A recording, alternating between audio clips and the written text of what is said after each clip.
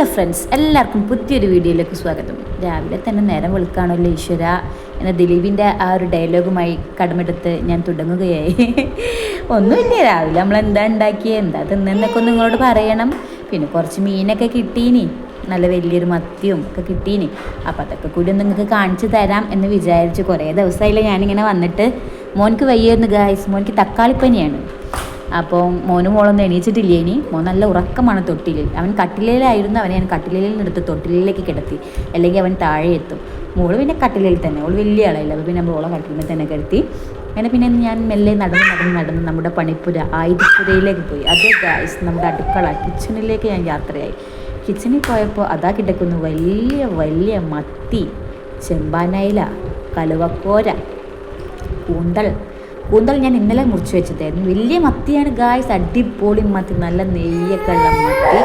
നമ്മളിന്നലെ രാത്രി തന്നെ നല്ലോണം പൊരിച്ച് തിന്നീന്. നല്ല പുതിയ ചെമ്പാനയില, പിന്നെ നമ്മുടെ VIP കലുവക്കോര അതാ കിടക്കുന്നു താഴെ. പിന്നെ കൂന്തൽ ഇന്നലെ കൊണ്ടുവന്നതായിരുന്നു, അപ്പോൾ ഞാൻ മുറിച്ച് വെച്ചത്. ഇനി കറി വെക്കാനുള്ള ടൈം കിട്ടിയില്ല. പിന്നെ രാവിലെ കറി ഉണ്ടാക്കാമെന്ന് വിചാരിച്ച്. അപ്പോൾ എന്ത് ചെയ്യും, എങ്ങനെ ചെയ്യും എന്നൊക്കെ ഇങ്ങനെ ആലോചിച്ചിരിക്കുന്നു. കാരണം ഇതൊക്കെ ഞാൻ തന്നെ മുറിച്ച് കറി വെക്കണ്ടേ. മുറിക്കണം, കറി വെക്കണം, പൊരിക്കണം, പിന്നെ തിന്നാലോ. അങ്ങനെ പിന്നെ എന്തൊക്കെ ചെയ്യണം എന്നിങ്ങനെ ആലോചിച്ച് പിന്നെയും ഞാൻ കുറച്ച് നേരം കൊലായിലേക്ക് പോയി. അവിടെ പോയി ഇരുന്ന് എന്തൊക്കെ ചെയ്യാമെന്നിങ്ങനെ കുറച്ച് നേരം സമാധാനത്തിലിരുന്ന് ആലോചിച്ചു.